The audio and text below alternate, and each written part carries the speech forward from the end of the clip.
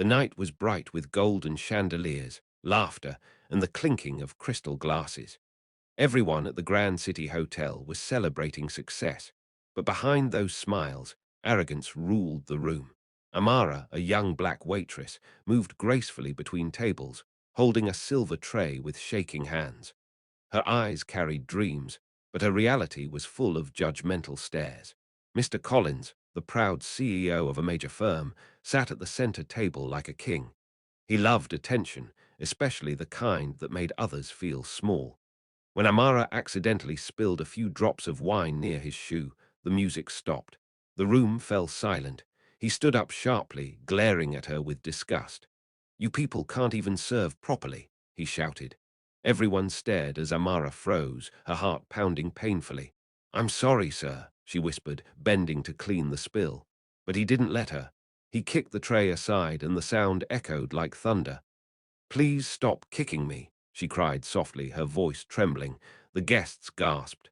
Some lowered their eyes, pretending not to see. Ethan, a silent man in a simple grey suit sitting at the far corner, clenched his jaw. He had seen humiliation before, but this was cruelty. Linda, the event manager, rushed in, whispering nervously, "Sir, please calm down, there are cameras here." Mr. Collins laughed arrogantly. "Let them record. Maybe they'll see how failures look." Amara's tears dropped onto the white floor, but she stood still, her dignity glowing through her pain. Ethan's eyes followed her as she quietly gathered the broken tray pieces. "People like her," Mr. Collins sneered, "shouldn't even be here."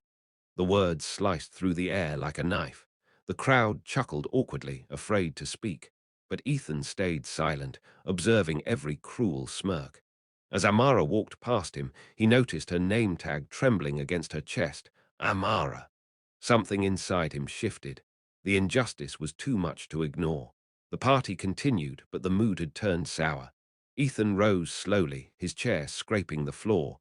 Mr. Collins glanced at him with a mocking smile. "Oh, another hero," he said.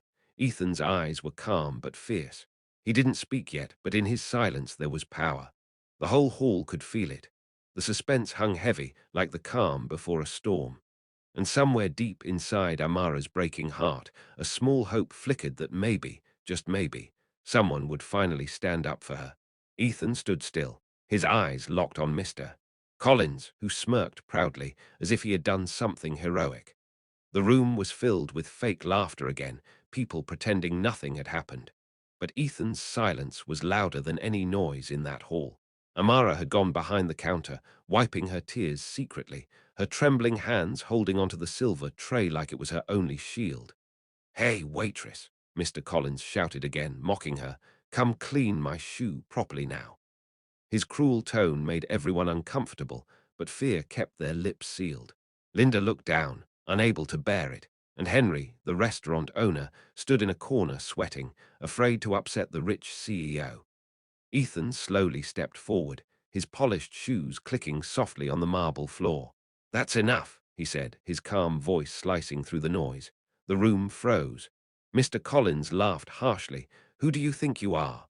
Ethan looked straight into his eyes, his jaw tight. "Someone who still remembers what respect means." The tension grew heavy, people whispering nervously. Amara peeked through the counter, shocked that someone had spoken up for her. Mr. Collins scoffed. "You're defending a worthless maid. She should be grateful she even works here." Ethan's eyes darkened. "No human is worthless," he replied, "and money doesn't give you permission to treat people like dirt." The CEO laughed sarcastically, turning to the crowd for approval, but no one laughed with him this time. Linda whispered, "Ethan, please don't cause trouble." But Ethan didn't stop. He walked over to Amara, helping her pick up the broken glass pieces. "You shouldn't be on the floor," he said softly. Amara's eyes filled again, this time with disbelief and gratitude. Mr. Collins clenched his fists, his pride burning. "You'll regret this," he barked. Ethan turned calmly and said, "No, sir." "You will." The crowd gasped as Ethan took out his phone, pressing record. "Let's make sure everyone sees how a CEO treats his staff." Panic spread through the hall. Mr. Collins tried to grab the phone, but Henry stepped in, finally finding his courage. "Sir, please stop. You've gone too far." Cameras flashed. Some guests started filming too. The power Mr. Collins held began to crumble before his eyes. He glared at Ethan with pure hatred, but Ethan didn't flinch. "Apologize to her," Ethan said firmly. The CEO hesitated, his ego fighting his fear. Amara looked down, her lips trembling. Everyone waited. Would a man who thought he was untouchable finally bend? The air was thick with suspense. If your heart stood with Ethan and Amara, then hit the subscribe button now, because kindness is real power. Mr. Collins stood frozen, his pride trembling as the crowd watched in silence. The man who once controlled every room now struggled to find his words. His face turned red, and his voice cracked with anger. "You think you can humiliate me in front of everyone?" he shouted. Ethan didn't move. "No," he said softly, "you did that to yourself." Amara stood quietly, her hands shaking as she tried to hold back tears. For the first time, she saw someone stand for her. Henry, the restaurant owner, whispered to Linda, "We can't let this get out. It'll destroy everything." But Linda shook her head slowly. "No, Henry, it's time people see who he really is." Guests murmured, phones recording every second. Mr. Collins' arrogance began to fade into panic. "You have no idea who I am," he said through gritted teeth. Ethan looked at him coldly. "Actually, I do. I know the kind of man who hides behind a suit but forgets to wear a soul." The crowd gasped. Mr. Collins' assistant, trembling, tried to calm him down, but he pushed her away. Amara took a small step forward, her voice trembling but strong. "Sir, I never wanted trouble. I just wanted to work. You didn't have to treat me like I was nothing." Her words echoed like a quiet storm. Ethan turned to her with a reassuring smile. "You're not nothing, Amara. You're stronger than any of them." Tears rolled down her cheeks. Mr. Collins shouted, "You don't know what real strength is." Ethan looked at him with pity. "Strength isn't about power or money. It's about respect." Suddenly, one of the guests spoke up. "Ethan's right," the man said. "You've gone too far, Collins." Another voice joined. "We saw everything." Slowly, the entire room began to stand against him. Mr. Collins' eyes darted around in disbelief. For the first time, he was alone.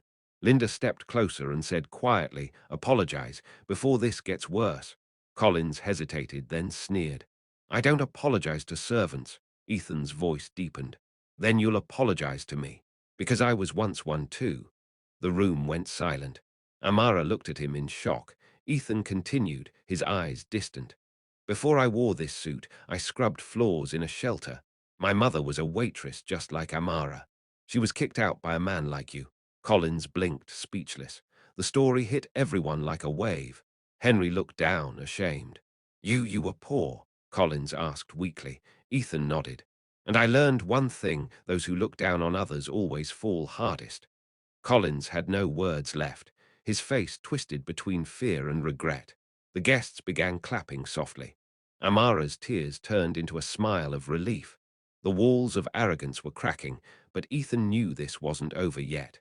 The truth still had one final blow to deliver. If you believe truth always rises, hit subscribe and stand with Ethan and Amara against injustice. The silence after the applause felt heavy, like the calm before a storm. Mr. Collins stood trembling, his eyes darting across the room as if searching for an escape. Ethan took a deep breath, his voice calm but unshakable. "You've built your empire on fear and pride," he said. "But tonight it crumbles." Collins' jaw tightened. "You think one night can ruin me?" Ethan stepped closer. "No," he said softly. "Your actions already did that." Amara stood behind him, her heart racing. She had never seen anyone speak so boldly to a man like Collins.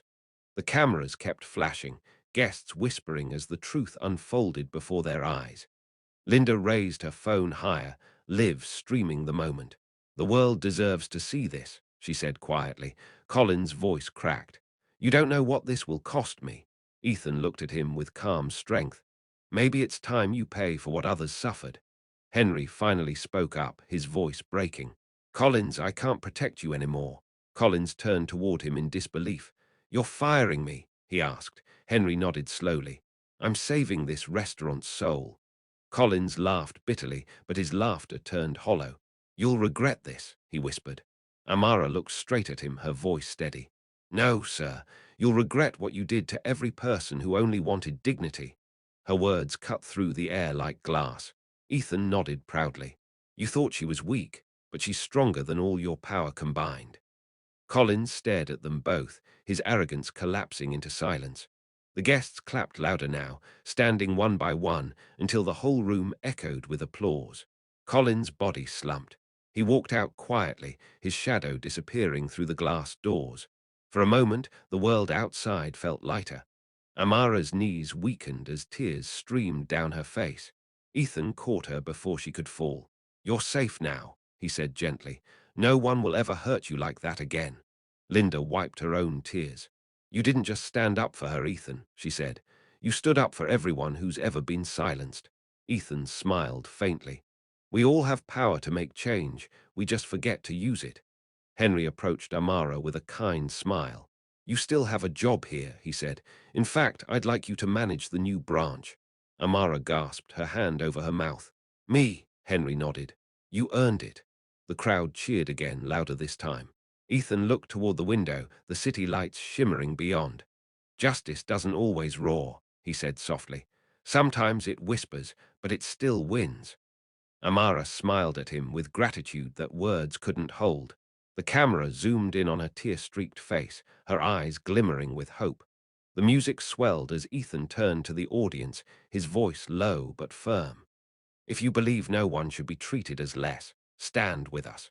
Hit subscribe, share this story, and remind the world humanity always wins." The screen faded to black, but the message stayed burning in every heart that watched.